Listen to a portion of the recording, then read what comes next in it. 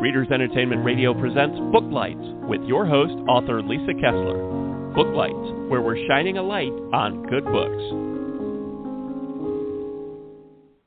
Hello, everyone. Another Monday. Can you believe it? We're more than halfway through September. But I'm so glad you're here with us today, because today we have a returning guest, Philippi Ryan. She's a USA Today bestseller. I think last time she was on, she had just gotten that moniker, so it was very exciting. If you haven't read her yet, you're in for a huge treat. And I'll read her bio here so you can get to know her. She's fantastic. So Philippi Ryan is a USA best-selling author of 13 thrillers, winning the most prestigious awards in the genre, 5 Agathas, 4 Anthonys, and the coveted Mary Higgins Clark Award. She is also an on-air investigative reporter for Boston's WHBH-TV with 37 Emmys and dozens more journalism honors. Book critics call her a master of suspense, a superb and gifted storyteller, and she's the only author to have won the Agatha in 4 different categories: Best First, Best Novel, Best Short Story, and Best Nonfiction. Her latest book, Her Perfect Life, just came out September 14th, and it received starred reviews from Kirkus and Publishers Weekly, which called it a superlative thriller. Hank is the founder of the MWA University and the Backroom, and National Sisters in Crime past president. I did put her website link there, right there on the Blog Talk site. If you're listening live or if you're listening later, you can hop over there, sign up for her newsletter, check out all the great content over there. She's also on Twitter and Instagram and Facebook, and those links are there as well, so you can get all connected. And I don't want to delay anymore. Hank, you there?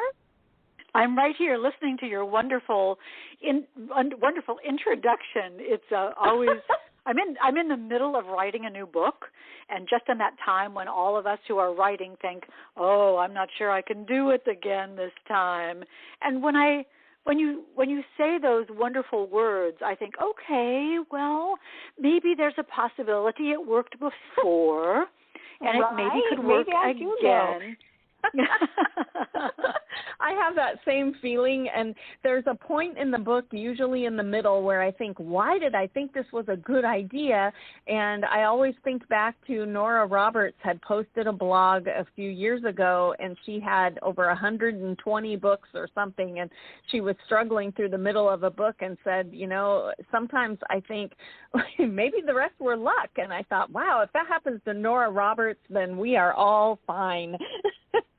No, you're so right. I completely agree with you. I have this sort of ritual that I didn't realize was a ritual. Just at that same time, in every book, that muddle in the middle, I go to my husband and I say, "Oh, sweetheart, I'm not sure I can do this. I think I forgot how to write a book, and I don't know who wrote those other ones, but I certainly can't do this." And he says, "Honey, you always say that." And I said, "Well, that could be true." I say, "Yes, but this might be the time. This might be the time that I really can't do it." And he says, "You always say that too." And and I think, okay, I guess so. It's so reassuring to hear that we all, isn't that one of the things that brings us together? I'll tell you the funniest thing about it. I was stuck in the middle, and I teach a class called The Muddle in the Middle. I teach a class on it where I have dozens of tricks and bits of advice and ideas and secrets for getting yourself out of the middle. So I'm sitting there staring at my screen at 66,000 words saying, "Oh, I have no idea." And so then I thought, Hank, why don't you just look at the notes of what you teach your classes about what to do in the middle? And by golly, if I did one of the things. And I thought, oh, I just helped myself. I just took my own class. So sometimes we need to listen to our own brains, and instead of being so panicking, realize that we do know what to do. We just have to think of it.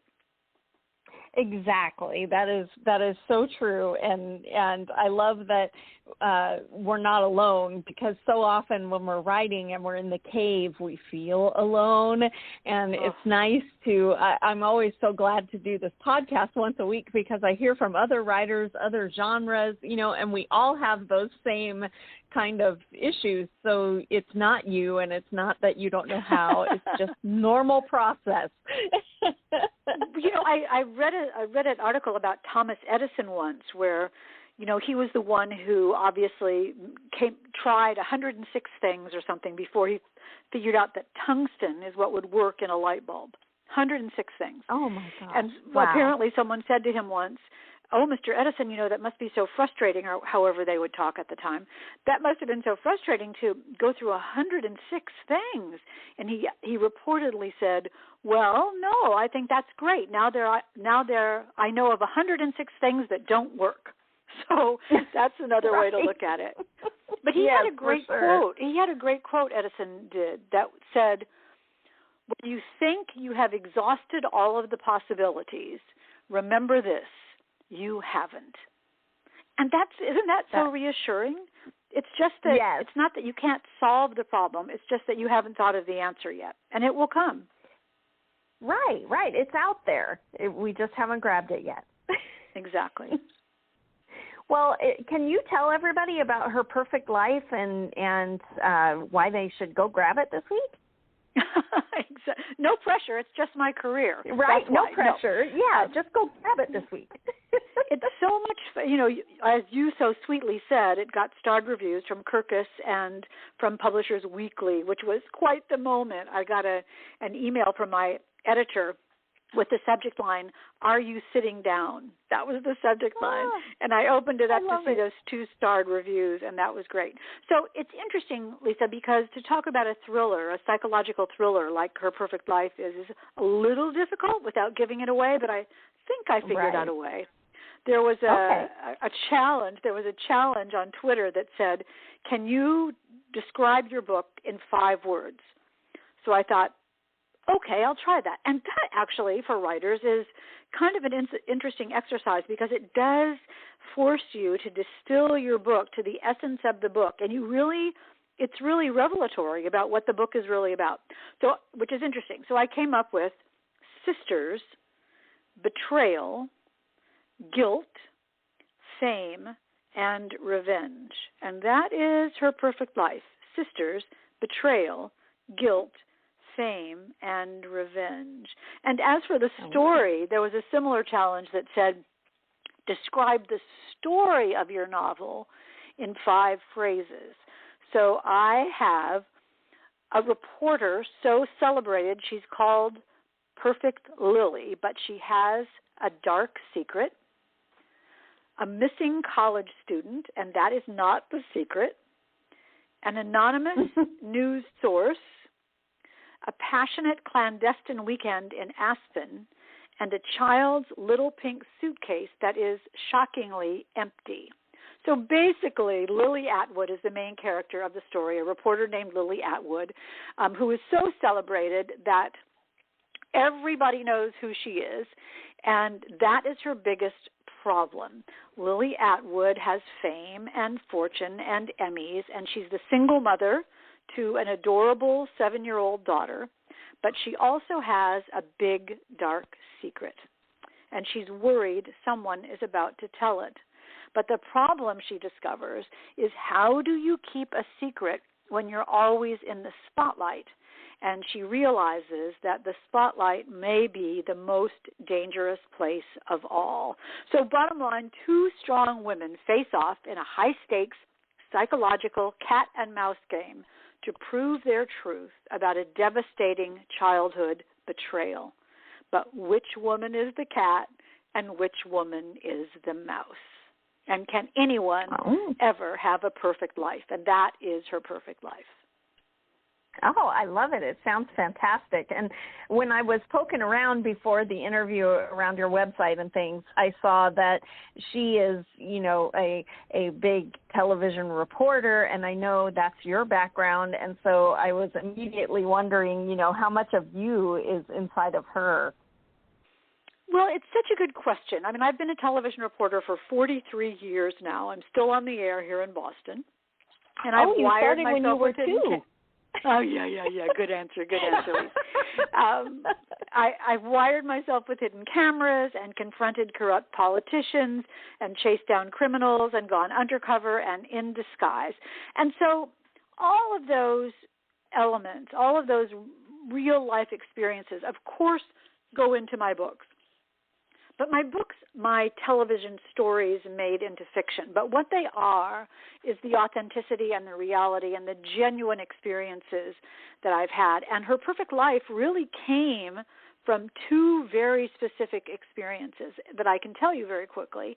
One, when I was starting in television back in the 70s, I was a newbie reporter, but I'd been on the air in Indianapolis, my hometown, for, maybe 6 or 8 months.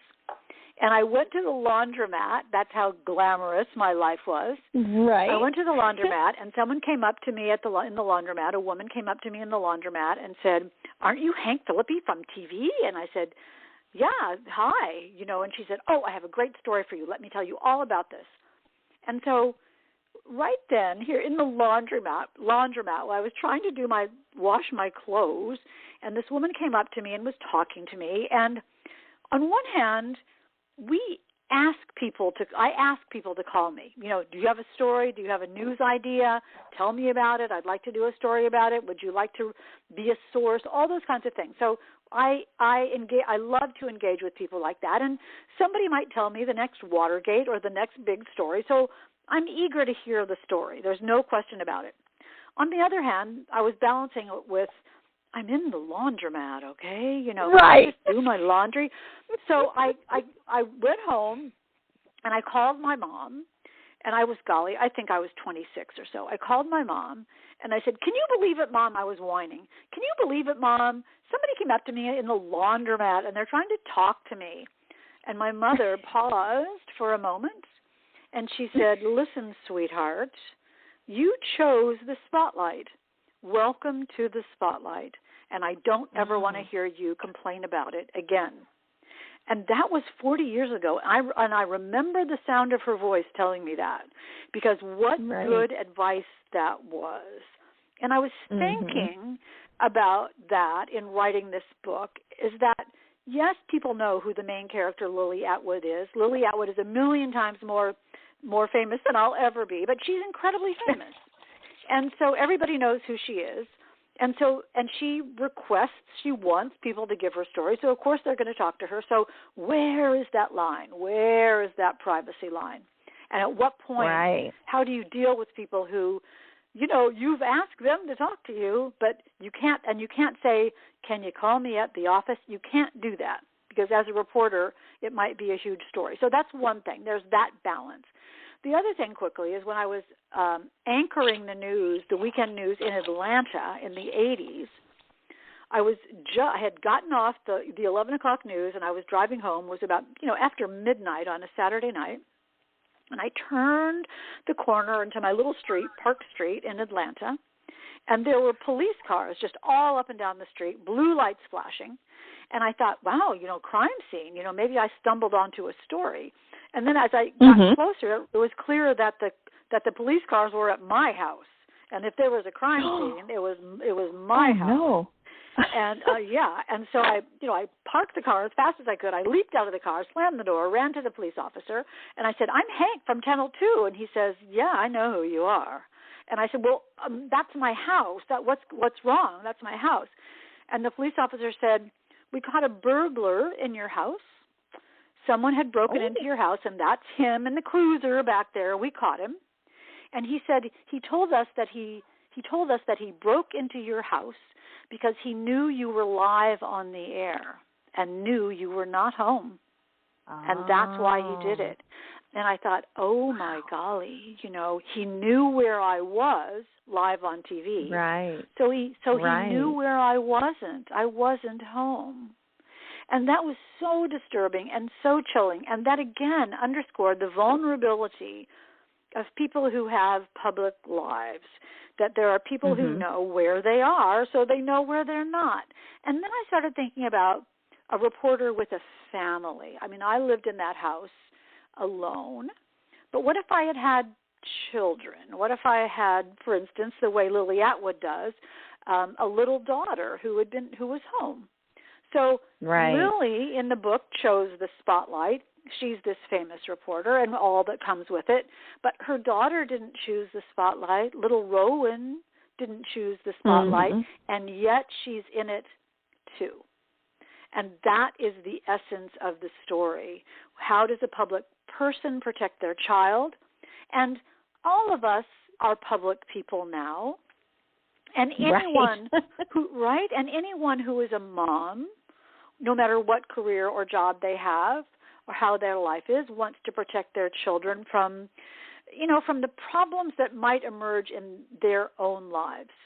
So that was the essence of her perfect life. Lily is trying to keep her perfect life, and she's trying to keep her daughter's life perfect as well. And how do you do that? So, and what if your own career has put your family in danger? And that's what her perfect life is also about. So that's where that came from. So am I in it? Yes and no. Certainly, Lily is a reporter, and she does reporter things, and there's nothing in the book that wouldn't actually happen, and I hear that from a lot of people, how authentic it feels. But what you don't know from watching television is the emotion of the people on the air. The emotion and the fear and the dread and the danger and the vulnerability and the worry about their family. That's what I was trying to illustrate in the book. I mean, it's a thriller. It's a fast-paced, page-turning thriller. I want you to sort of miss your stop on the subway because you're reading it. But underneath that, it's a story about fame and revenge. You talked about, and here's my final thing, then I'll stop talking. You talked about those Emmys that I won. And that's great. And we've done a lot of good. Every one of those Emmys represents a story that really changed someone's life for the better, no question. But they also represent someone's secret that I told, someone's secret that they didn't want me to tell. And that's made me some enemies. So there are people who are not happy with me and who are not happy with my stories. And what might they do? And that's exactly the situation that Lily, an investigative reporter, is also in, that she's made some enemies along the way. And might one of those people be the one who's getting back at her? Or is it something else, something that she never could have predicted? And that's, again, what her perfect life is about. Oh, I love it. It sounds fantastic. I hope everyone is clicking that buy now button. I do too. Right? So I wanted to ask you a little bit about, this kind of dovetails into that, about your writing journey. You had this, or you still have this big investigative journalism career. What made you decide, I think I want to write my own stories, and make up my own news kind of thing? What did your writing journey look like? Well, that's a really good question, because it really illustrates how different all of ours are from each other, the rhythm of it and the metabolism of it, how different they are. I didn't start writing fiction until I was 55, 15 years ago, crazily enough. And I was at Channel 7, at my desk at Channel 7, just one regular office day, and I know you'll understand this, Lisa. I just had a really good idea for a book. It was just a good idea. You know how it feels when you have a good idea, right?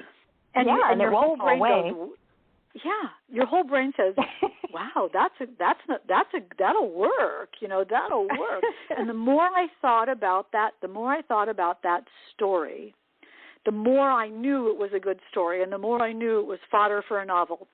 And that very night, I came home and said to my husband, "I've got a great idea for a novel. I'm going to write a mystery. I've got this. I mean, I totally have this."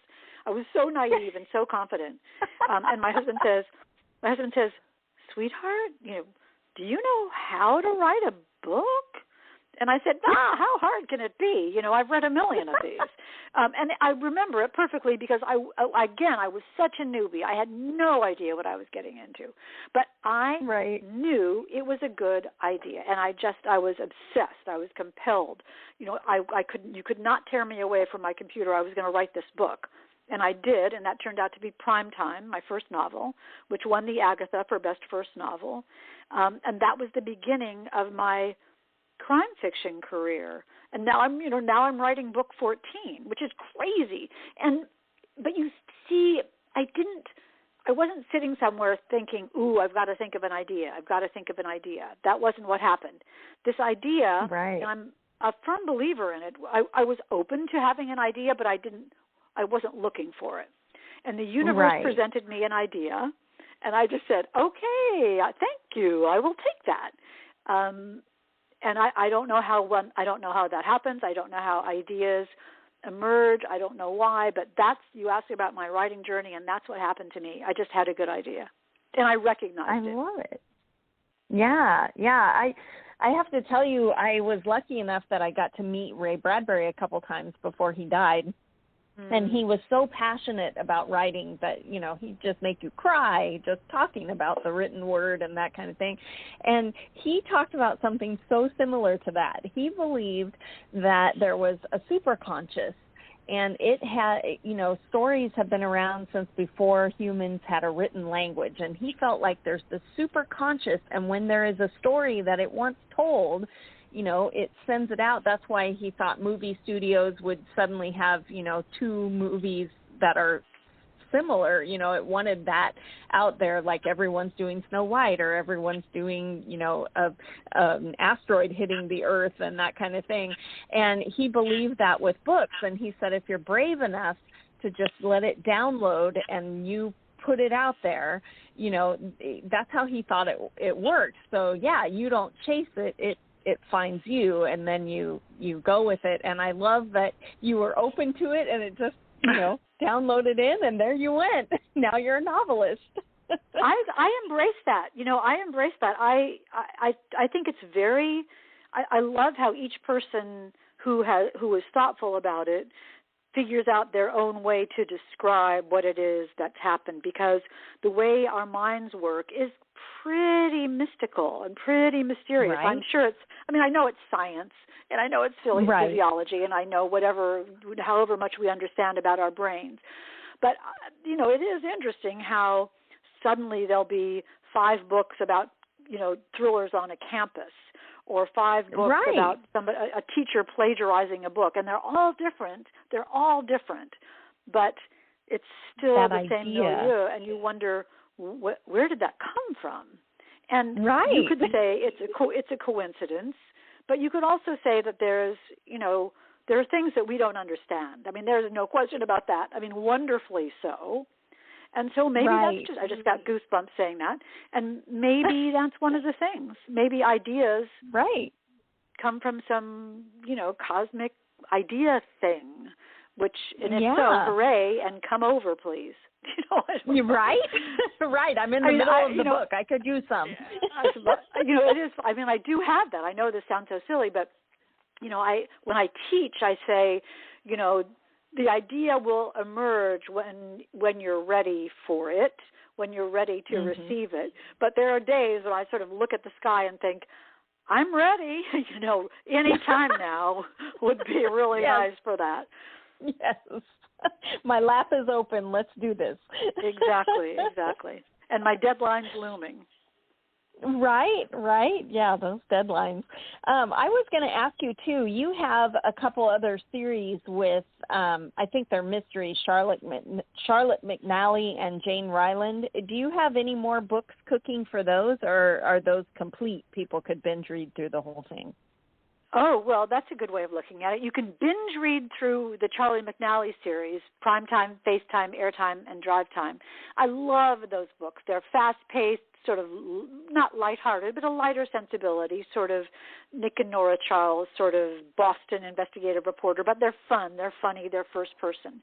I love those. And that one, golly, that's the one that won the Agatha, and every one of them was nominated for the Anthony and the Agatha, if I remember, and I love them. They're great.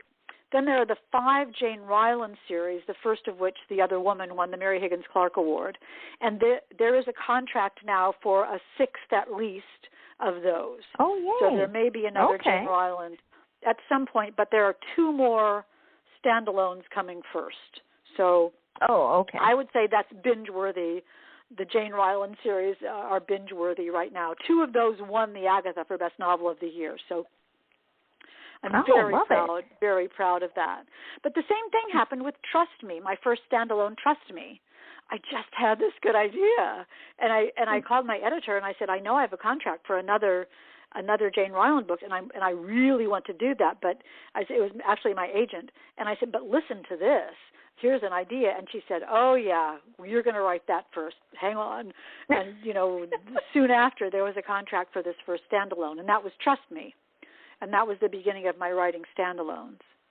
The more I talk to you, the more I think, wow, so much of this is a rhythm that I didn't really think about, but it's a rhythm of ideas. Yeah. Yeah, we can't see it when we're in it, but when you stand back, you're like, oh, you can see a theme. Exactly. So I wanted to ask you, do you find inspiration in headlines of stories that you do? Do you jot things down so you remember them for later? Do your 2 careers feed off each other a little bit? They do. Certainly they do. I'm also always, moving headlines into my story idea email file. But I'm not sure I ever use them. I mean, that sounds kind of crazy. I'm always thinking about the stories, and I'm always saving them, but I wonder if it's just some sort of a compost thing of ideas where, yes, my brain is always sort of searching for them, but I've never found a book idea that way. It sort of works the other way. And sometimes even I'll have a book idea, and this goes right to what you were saying and what Ray Bradbury was saying.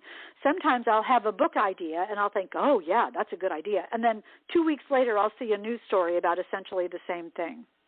And that's even weird. That's even weirder. Right. So it does shows you that, though, proves there's something that's out there. But I do think, after 40-some years of doing the news, I've seen people lie, and I've visited people in prison and had people, admit to murder. And, I've been in SWAT teams in hurricanes and fires and had stalkers and people push me down and all those kinds of things. And I threatened and stalked and called it home and followed home and all those kinds of things. So all that just goes into the compost heap of my brain. And then a brand new story comes out. Oh, it's like a Rubik's cube. You take the little colored squares of your life and click, click, click, click, click, click, and at some point they click together in a certain way. They never clicked together before, and there's your idea, and there's your story. I love it.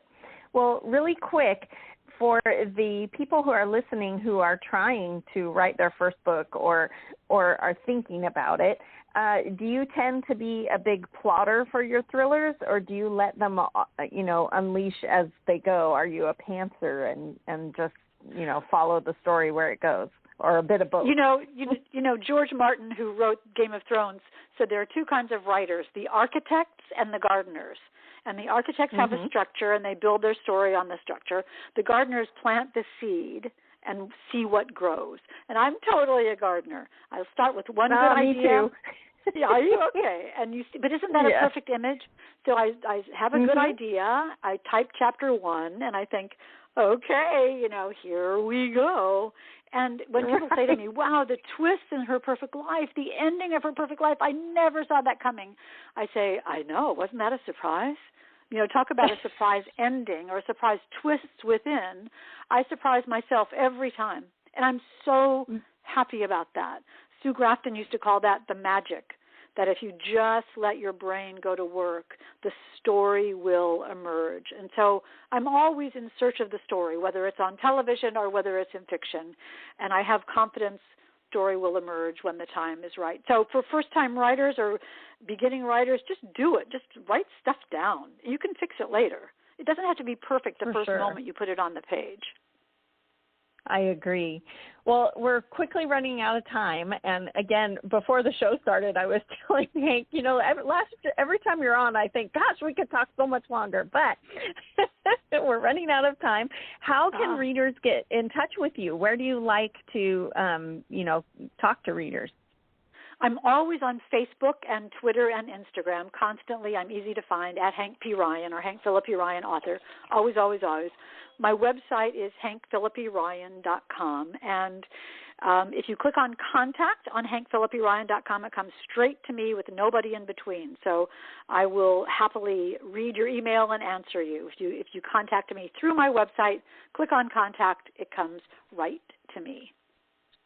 Oh, I love that. Well, thanks so much for being on. I hope that you will return with the next book, and good luck with Her Perfect Life. It sounds fantastic. Well, I hope so. I'm very proud of it, and I'm so grateful to be chatting with you today, Lisa. You're always wonderful. Thanks. We'll talk to you soon. Thanks for joining us on Booklights. Be sure to connect with us at www.readersentertainment.com for articles, blogs, videos, and podcasts that matter to readers.